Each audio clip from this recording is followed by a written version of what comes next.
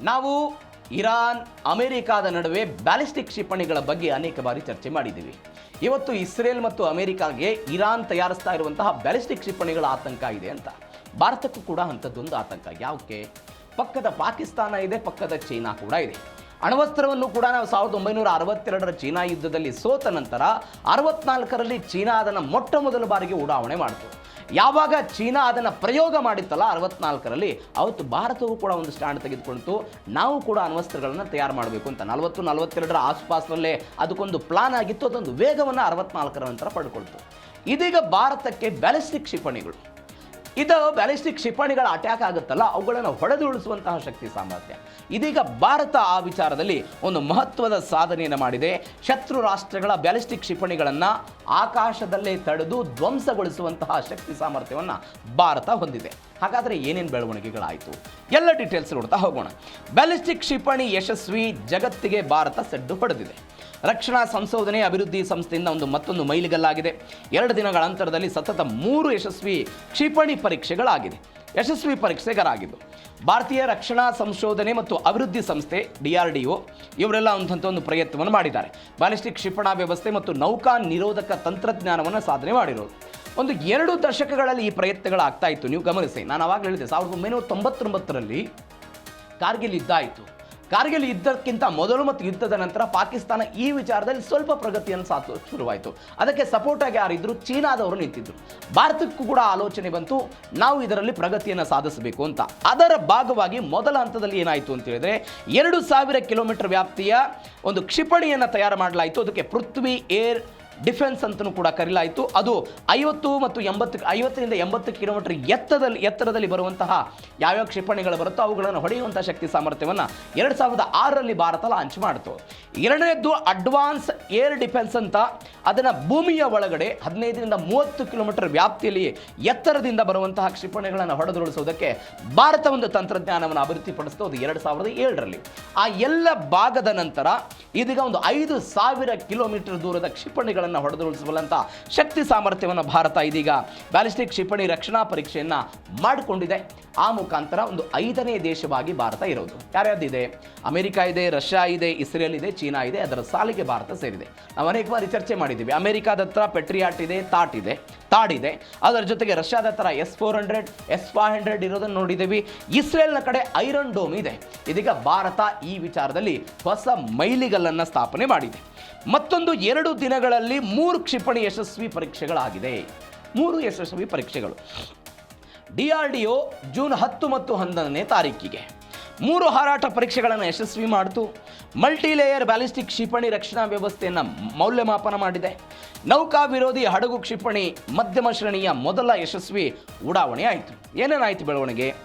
ಮಲ್ಟಿಲೇಯರ್ ballistic ಕ್ಷಿಪಣಿ ರಕ್ಷಣಾ ವ್ಯವಸ್ಥೆ ಇದರಲ್ಲಿ 2 ರೀತಿಯಾಗಿದೆ. ಒಂದು ಎಕ್ಸೋ ಅಟ್ಮಾಸ್ಫಿರಿಕ್ ಅಂತ ಕರೀತಾರೆ ಇದನ್ನು. ಇದೆಂಗೆ ಅಂತ ಹೇಳಿದ್ರೆ ಬಾಹ್ಯಾಕಾಶದ ಮುಖಾಂತರ ಬರುವಂತಹ ಶತ್ರುಗಳ ಕ್ಷಿಪಣಿಯನ್ನು ಆಕಾಶದಲ್ಲೇ ಹೊರಡುದುಳಿಸುವಂತಹ ಪ್ರಯತ್ನ. ಅದನ್ನು ಕೂಡ ಕಳೆದ 2 ದಿನಗಳಲ್ಲಿ ಅವರೆಲ್ಲ ಮಾಡಿದ್ದಾರೆ. ಕ್ಷಿಪಣಿಗಳನ್ನು ಧ್ವಂಸ ಮಾಡೋದು. 2ನೇದು ಎಂಡೋ ಅಟ್ಮಾಸ್ಫಿರಿಕ್ ಅಂತ ಕರೀತಾರೆ ಇದನ್ನು. ಇದೊಂದಂತ ಹೇಳಿದ್ರೆ ಭೂಮಿಯ ಮುಖಾಂತರ, ಭೂಮಿಯ ಒಳಗಡೆ ಬರುವಂತಹ ಕ್ಷಿಪಣಿಗಳನ್ನು ಹೊಡೆದುರುಳಿಸಬಲ್ಲಂತಹ ಒಂದು ಅವಕಾಶ ಇದೆ ಅಂತ ಹೇಳ್ತಾರೆ. ಅದನ್ನು ಕೂಡ ಕಳೆದ 2 ದಿನಗಳಲ್ಲಿ ಒಂದು ಪ್ರಯತ್ನವನ್ನು ಮಾಡಿದ್ದಾರೆ. ಇದರ ಬಗ್ಗೆ ರಾಜನಾಥ್ ಸಿಂಗ್ ಅವರು, ರಕ್ಷಣಾ ಸಚಿವ ರಾಜನಾಥ್ ಸಿಂಗ್ ಅವರು ಹೇಳಿದರು, ಹೊಸ ಪರೀಕ್ಷೆಯನ್ನು ಭಾರತ ಮಾಡಿದೆ. ಒಂದು ದೀರ್ಘಕಾಲಂತಹ ಈ ಕ್ಷಿಪಣಿಗಳೇನು, ಖಂಡಾಂತರ ಕ್ಷಿಪಣಿಗಳೇನು ದಾಳಿ ಮಾಡ್ತಾ ಇತ್ತು, ಅವೆಲ್ಲವನ್ನು ಕೂಡ ಧ್ವಂಸ ಮಾಡಬಲ್ಲಂತಹ ಶಕ್ತಿ ಸಾಮರ್ಥ್ಯವನ್ನು ಭಾರತ ಇದೀಗ ಅಭಿವೃದ್ಧಿಪಡಿಸಿದೆ ಅಂತ ರಾಜನಾಥ್ ಸಿಂಗ್ ಅವರು ಹೇಳಿದ್ದಾರೆ. ಹಾಗಾದರೆ ಆ 2 ದಿನಗಳಲ್ಲಿ ಏನೇನಾಯಿತು? 2 ದಿನಗಳಲ್ಲಿ ನಾವು ಜೂನ್ 10 ಮತ್ತು 11 ಅಂತ ಹೇಳಿದ್ವಿ. 2 ದಿನಗಳಲ್ಲಿ ಏನೇನು ಪ್ರಕ್ರಿಯೆ ಆಯಿತು? ಅತ್ಯಾಧುನಿಕ ಫೇಸ್ 2 BMD ಇಂಟರ್ಸೆಪ್ಟರ್ ಕ್ಷಿಪಣಿ ಪರೀಕ್ಷೆ ಆಯಿತು.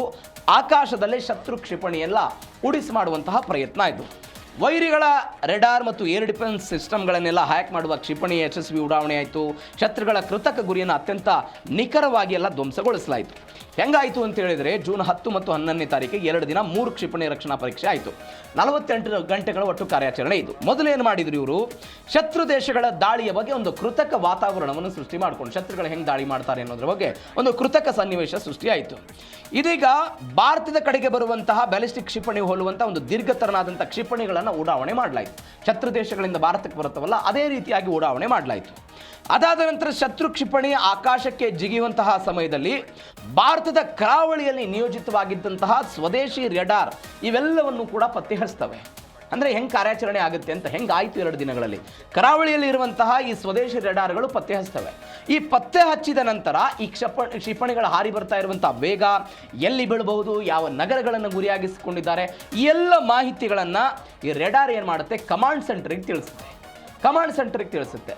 ಕಮಾಂಡ್ ಸೆಂಟರ್ನವರು ಗ್ರೀನ್ ಸಿಗ್ನಲ್ ಕೊಡ್ತಾರೆ. ಈ ಶತ್ರುಗಳ ಕ್ಷಿಪಣಿ ಇದು, ಇದರ ಮೇಲೆ ಅಟ್ಯಾಕ್ ಮಾಡಬಹುದು ಅಂತ ಕಮಾಂಡ್ ಸೆಂಟರ್ನಿಂದ ಗ್ರೀನ್ ಸಿಗ್ನಲ್ ಸಿಕ್ಕ ತಕ್ಷಣವೇ ಭಾರತದ ಸ್ವದೇಶಿ ಇಂಟರ್ಸೆಪ್ಟರ್ಗಳು ಆಕಾಶಕ್ಕೆ ಜಿಗಿತವೆ. ಆಕಾಶಕ್ಕೆ ಜಿಗಿದ ತಕ್ಷಣವೇ ಎಲ್ಲವನ್ನ ಹೊಡೆದುರುಳಿಸಿ ಅವುಗಳನ್ನು ಆಕಾಶದಲ್ಲೇ ಧ್ವಂಸ ಮಾಡುವಂತಹ ಪ್ರಕ್ರಿಯೆ ಇದು. ಇದರಲ್ಲಿ ಭಾರತ ಇದೀಗ ಯಶಸ್ವಿಯಾಗಿದೆ. ಅದು ಜಗತ್ತಿನ 5 ದೇಶಗಳ ಪೈಕಿ ಭಾರತ ಒಂದು. ಹಾಗಾದರೆ ICBMಗಳು ಅಂದರೆ ಏನು, ಇವುಗಳ ಕಾರ್ಯ ಏನು, ಹೆಂಗೆ ಕೆಲಸ ಮಾಡ್ತವೆ ಇವು? ಕನಿಷ್ಠ 5500 ಕಿಲೋಮೀಟರ್ ಹೆಚ್ಚಿನ ದೂರ ಗುರಿಯನ್ನು ಸಾಮರ್ಥ್ಯವನ್ನು ಹೊಂದಿರುವಂತಹ ಕ್ಷಿಪಣಿಗಳಿವು. ಕೆಲವು ಆಧುನಿಕ ICBMಗಳು 15,000 ಕಿಲೋಮೀಟರ್ಗಳಿಗಿಂತಲೂ ಕೂಡ ಗುರಿಯನ್ನು ಸುಲಭವಾಗಿ ತಲುಪುತ್ತೆ. ಅಂದರೆ ಭಾರತದಲ್ಲಿ ಕುಳಿತು ಅಮೆರಿಕ ಅಥವಾ ಜಗತ್ತಿನ ಯಾವುದೇ ಮೂಲೆಯನ್ನು ಕೂಡ ತಲುಪಬಲ್ಲಂತಹ ಶಕ್ತಿ ಸಾಮರ್ಥ್ಯ ಇರುವಂತಹ ಕೆಲಸವನ್ನು ಮಾಡ್ತವೆ ಇವು. ICBM ಅಂತ ಹೇಳಿದರೆ ಇಂಟರ್ ಕಾಂಟಿನೆಂಟಲ್ ಬ್ಯಾಲಿಸ್ಟಿಕ್ ಮಿಸೈಲ್ ಅಂತ, ಅಂದರೆ ಖಂಡಾಂತರ ಬ್ಯಾಲಿಸ್ಟಿಕ್ ಕ್ಷಿಪಣಿ ಅಂತ ಕರೀತಾರೆ ಇದನ್ನು. ಒಂದು ಖಂಡದಿಂದ ಮತ್ತೊಂದು ಖಂಡದಲ್ಲಿರುವಂಥ ಶತ್ರುಗಳನ್ನು ಧ್ವಂಸ ಮಾಡೋದಕ್ಕೆ 5500 ಕಿಲೋಮೀಟರಿಂದ 15,000 ಕಿಲೋಮೀಟರ್ ಗುರಿಯನ್ನು ಹೊಂತವೆ. ಅಂದರೆ ನೀವು ಶಬ್ದ ವೇಗವಾಗಿ ಹೋಗುತ್ತಲ್ಲ, ಆ ಶಬ್ದದ ವೇಗಕ್ಕಿಂತಲೂ ಕೂಡ 20 ಪಟ್ಟು ವೇಗವಾಗಿ ಹೋಗಬಲ್ಲಂತಹ ಶಕ್ತಿ ಸಾಮರ್ಥ್ಯ ಇದೆ. ಜಸ್ಟ್ ಇಮ್ಯಾಜಿನ್, ಈ 1 ಗಂಟೆಗೆ 24,000 ಕಿಲೋಮೀಟರ್ ಹೋಗುತ್ತಿದೆ ಈ ಪ್ರಯತ್ನ. 24,000 ಕಿಲೋಮೀಟರ್. ಇದರಲ್ಲಿ ಒಂದು 2-3 ಹಂತಗಳಿದೆ. ಬೂಸ್ಟ್ ಹಂತ, ಕ್ಷಿಪಣಿ ಭೂಮಿಯಿಂದ ಲ್ಯಾಂಡರ್ ಮುಖಾಂತರ ಉಡಾವಣೆ ಆಗಿದಾಗ ಹಂತ ಆಗುತ್ತೆ. ಇಲ್ಲಿ ರಾಕೆಟ್ ಇಂಜಿನ್ ಕ್ಷಿಪಣಿ ಮೇಲೆ ತಳ್ಳುತ್ತೆ. ಕೇವಲ 3ರಿಂದ 5 ನಿಮಿಷದಲ್ಲಿ ಈ ಒಂದು ವ್ಯವಸ್ಥೆ ಆಗುತ್ತೆ.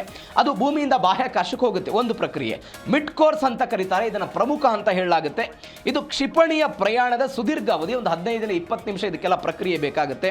ಏನು ಅಂತ ಹೇಳಿದ್ರೆ ಗಾಳಿಯ ಪ್ರತಿರೋಧ ಇರಲ್ಲ ಇಲ್ಲಿ. ಹೀಗಾಗಿ ಕ್ಷಿಪಣಿ ರಾಕೆಟ್ ಎಂಜಿನ್ ಇಲ್ಲದೆಯೇ ಕೇವಲ ಗುರುತ್ವಾಕರ್ಷಣ ಬಲದಿಂದಲೇ ಇದು ಚಲನ ಆಗುತ್ತೆ. ಇದು 2ನೇ ಪ್ರಕ್ರಿಯೆ. 1700 ಕಿಲೋಮೀಟರ್ ಎತ್ತರದಲ್ಲಿ ಇದನ್ನು ಹಾರಿಸಲಾಗುತ್ತೆ. ಕ್ಷಿಪಣಿ ಭಾಗದಿಂದ ಪರಮಾಣು ಸಿಡಿತಲೆಗಳೆಲ್ಲ ಬೇರ್ಪಡೆ ಆಗುವಂತಹ ಪ್ರಕ್ರಿಯೆ ಇದು. 3ನೇದೇನಾಗುತ್ತೆ ಅಂತ ಹೇಳಿದ್ರೆ ಮಧ್ಯ ಪ್ರವೇಶ ಆಗುತ್ತೆ. ಈ ಸಿಡಿತಲೆಗಳು ಆ ಪ್ರದೇಶದಿಂದ ಬೇರ್ಪಡೆ ಆದ ನಂತರ ಒಂದು ಗುರಿ ಸೆಟ್ ಮಾಡಲಾಗಿರುತ್ತೆ. ಏನು ಗುರಿ, ಯಾವ ಭಾಗದಿಂದ ಕ್ಷಿಪಣಿಗಳು ಬರ್ತಾ ಇದೆ, ಎಲ್ಲಿ ಹೋಗಿ ದಾಳಿ ಆಗಬೇಕು, ಏನು ಎತ್ತ ಅನ್ನೋದ್ರ ಬಗ್ಗೆ ಒಂದು ಮರುಪ್ರವೇಶ ಮಾಡಿದ ತಕ್ಷಣ ಇಂಥದ್ದೊಂದು ದಾಳಿ ಆಗುತ್ತೆ. ಇದು 3 ಹಂತದಲ್ಲಿ ದಾಳಿ ಮಾಡುವಂತಹ ವ್ಯವಸ್ಥೆಯನ್ನು ಹೊಂದಿದೆ. ಮತ್ತೊಂದು ಬೆಳವಣಿಗೆ ಏನು ಅಂತ ಹೇಳಿದರೆ ಬ್ಯಾಲಿಸ್ಟಿಕ್ ಕ್ಷಿಪಣಿಯ ವೈಶಿಷ್ಟ್ಯ ಏನು, ಇದರ ವೈಶಿಷ್ಟ್ಯಗಳು ಏನು? ಭಾರತದಿಂದ ಬಹುಸ್ತರದ ಬ್ಯಾಲಿಸ್ಟಿಕ್ ಕ್ಷಿಪಣಿ ರಕ್ಷಣಾ ವ್ಯವಸ್ಥೆ ಸಾಮರ್ಥ್ಯ ಪರೀಕ್ಷೆ ಆಗಿದೆ. ನಾವೆಲ್ಲ ಆವಾಗಲೇ ನೋಡಿದ್ವಿ. ಅಣುಸ್ಥ ಕ್ಷಿಪಣಿಯನ್ನು ಮೊದಲೇ ಗುರುತಿಸಿ ನಾಶಪಡಿಸಬಲ್ಲಂತಹ ಒಂದು ಯಶಸ್ವಿಯಾಗಿದೆ. 2000ದಿಂದ 5,000 ಕಿಲೋಮೀಟರ್ ವ್ಯಾಪ್ತಿಗೆ ಇದನ್ನೆಲ್ಲ ತೆಗೆದುಕೊಂಡು ಹೋಗ್ಬೋದು ಅಂತ. ಸ್ವದೇಶಿ ತಂತ್ರಜ್ಞಾನದಿಂದ ಇವುಗಳನ್ನೆಲ್ಲ ಬ್ಯಾಲಿಸ್ಟಿಕ್ ಕ್ಷಿಪಣಿ ನಿರ್ಮಾಣ ಮಾಡಿರೋದು. ಇದರಲ್ಲಿ ಕ್ಯಾನಿಸ್ಟರ್ ಆಧಾರಿತ ಉಡಾವಣೆ ಇದೆ. ಅಂದರೆ ಅಗ್ನಿಫೈ ಮತ್ತು ಅಗ್ನಿಫ್ರೈಮ್ ಅಂತ ವಿಶೇಷ ಕಂಟೈನರ್ಗಳನ್ನೆಲ್ಲ ಸದಾ ಸಿದ್ಧ ಸ್ಥಿತಿಯಲ್ಲಿ ಇಡಲಾಗುತ್ತೆ. ತುರ್ತು ಪರಿಸ್ಥಿತಿಯಲ್ಲಿ ಎಲ್ಲ ಸಿದ್ಧವಿರುತ್ತೆ. ಹೆಚ್ಚಿನ ಚಲನಶೀಲತೆ ಎಲ್ಲ ಇರುತ್ತೆ. ನಾವು ಮೊನ್ನೆ ಒಂದು ಸುದ್ದಿ ನೋಡಿದ್ವಿ. ಭಾರತ ಈ ಹಿಂದೆ ಏನು ಮಾಡಲಾಗ್ತಾ ಇತ್ತು, ಅಣ್ವಸ್ತ್ರಗಳನ್ನು ಪ್ರಯೋಗ ಅಂದರೆ ನಾವು ಶಾಂತಿಯ ಕಾರಣಕ್ಕಾಗಿರೋದು, ನಮ್ಮ ಮೇಲೆ ದಾಳಿ ಆದರೆ ನಾವು ಸುಮ್ಮನಿರಲ್ಲ ಅಂತ. ಭಾರತ ಈ ಹಿಂದೆ ಏನು ಮಾಡ್ತಾ ಇತ್ತು, ಆ ಕ್ಷಿಪಣಿಗಳನ್ನು ಉಡಾವಣೆ ಮಾಡೋದು ಬೇರೆ, ಅಣ್ವಸ್ತ್ರ ಬಾಂಬ್ಗಳು ಬೇರೆ ಬೇರೆ ಕಡೆ ಇರ್ತಾ ಇತ್ತು. ಆದರೆ ಇದೀಗ 12 ಅಣ್ವಸ್ತ್ರ ಬಾಂಬ್ಗಳನ್ನು ಭಾರತ ಸದಾ ಸಿದ್ಧ ಸ್ಥಿತಿಯಲ್ಲಿದೆ. ದಾಳಿ ಆದರೆ ಆಟೋಮೆಟಿಕ್ ಆಗಿ ದಾಳಿ ಆಗುವಂಥ ವ್ಯವಸ್ಥೆಯಲ್ಲಿದೆ ಅಂತ. ಇದೀಗ ಆ ಪ್ರಯೋಗಕ್ಕೂ ನಾವು ಹೋಗಿದ್ದೀವಿ. ಇದ್ರಾಗ MIRV ತಂತ್ರಜ್ಞಾನ ಇದೆ. ಅಂದರೆ MIRV ತಂತ್ರಜ್ಞಾನ ಅಂತ ಹೇಳಿದ್ರೆ ಕ್ಷಿಪಣಿ ಬಾಹ್ಯಾಕಾಶಗಳಿಗೆ ಹೋದ ನಂತರ ಒಂದು 3ರಿಂದ 5 ಆಗಿ ಪ್ರತ್ಯೇಕವಾಗುವ ಮುಖಾಂತರ ಅದು ಬೇರ್ಪಟ್ಟು ಏಕಾಏಕಿಯಾಗಿ ಗುರಿಗಳನ್ನು ತಲುಪಬಲ್ಲಂಥ ಶಕ್ತಿ ಸಾಮರ್ಥ್ಯ ಇದೆ. ಅದಾದ ನಂತರ ಸ್ವಾರ್ಡ್ ಫಿಶ್ ರೆಡಾರ್ ಕೂಡ ಇದರಲ್ಲಿದೆ. ಇವೆಲ್ಲವೂ ಕೂಡ ಬ್ಯಾಲಿಸ್ಟಿಕ್ ಕ್ಷಿಪಣಿಯ ವೈಶಿಷ್ಟ್ಯಗಳ ಕತೆ. ಮತ್ತೊಂದು ಬೆಳವಣಿಗೆ ಏನು ಅಂತ ಹೇಳಿದರೆ ಜಗತ್ತಿಗೆ ಭಾರತ ಒಂದು ಸಂದೇಶವನ್ನು ಸಾರಿದೆ. ಏನು ಸಂದೇಶ ಸಾರಿದೆ? 360 ಡಿಗ್ರೀಸ್ ಸುರಕ್ಷತೆ. ಭೂಮಿ, ಆಕಾಶ, ಸಮುದ್ರ, ಭಾರತದ ಗಡಿಯೊಳಗೆ ವೈರಿಗಳ ಮಿಸೈಲ್ ನುಗ್ಗೋದಕ್ಕೆ ಸಾಧ್ಯವೇ ಇಲ್ಲ ಅನ್ನುವಂಥ ಒಂದು ಸಂದೇಶವನ್ನು ಕೊಟ್ಟಿರೋದು. ಆತ್ಮನಿರ್ಭರದ ಶಕ್ತಿಯನ್ನು ನಾವು ಅಂದರೆ ಸ್ವದೇಶಿಯಾಗಿ ಇವೆಲ್ಲವನ್ನು ತಯಾರು ಮಾಡ್ಕೊಳ್ತಾ ಇದ್ದೀವಿ. ನಾವು ಹಿಂದೆ ಅನೇಕ ಬಾರಿ ಉಲ್ಲೇಖ ಮಾಡಿದ ಹಾಗೆ ನಾವು ಬೇರೆ ಬೇರೆ ವಿಚಾರಕ್ಕೆ ಜಗತ್ತಿನದು ಫ್ರಾನ್ಸ್ ಆಗಿರ್ಬೋದು, ರಷ್ಯಾ ಆಗಿರ್ಬೋದು, ಬೇರೆ ಬೇರೆ ದೇಶಗಳ ಮೇಲೆ ಡಿಪೆಂಡೆನ್ಸಿ ಇದ್ವಿ. ಇದೀಗ ಆತ್ಮನಿರ್ಭರ ಭಾರತದ ಭಾಗವಾಗಿ ಇವುಗಳೆಲ್ಲವನ್ನು ಕೂಡ ಮೇಡ್ ಇನ್ ಇಂಡಿಯಾದಲ್ಲಿ ಈ 3 ಕ್ಷಿಪಣಿಗಳನ್ನು ತಯಾರು ಮಾಡಿಕೊಂಡಿದ್ದೀವಿ.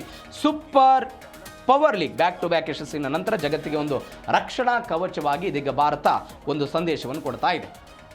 ಅಂದರೆ ಚೀನಾ ಮತ್ತು ಪಾಕಿಸ್ತಾನ ಜಂಟಿ ಮೈತ್ರಿಯನ್ನು ಮಾಡಿಕೊಂಡು ಭಾರತದ ವಿರುದ್ಧ ಒಂದು ತಂತ್ರವನ್ನು ಹೆಣಿತಾ ಇದೆ ಎನ್ನುವಂಥ ಸುದ್ದಿಗಳು ಬಂದಿತ್ತಲ್ಲ, ಆ ಎರಡೂ ದೇಶಗಳಿಗೂ ಕೂಡ ಒಂದು ಪ್ರತ್ಯುತ್ತರವನ್ನು ಕೊಡುವ ಪ್ರಯತ್ನವನ್ನು ಮೇಕ್ ಇನ್ ಇಂಡಿಯಾ ಮುಖಾಂತರ ಭಾರತ ಮಾಡಿದೆ. ಹೀಗಾಗಿ 5 ದೇಶಗಳ ಪಾಲಿಗೆ ಭಾರತವು ಕೂಡ ಇವತ್ತು ಒಂದಾಗಿದೆ.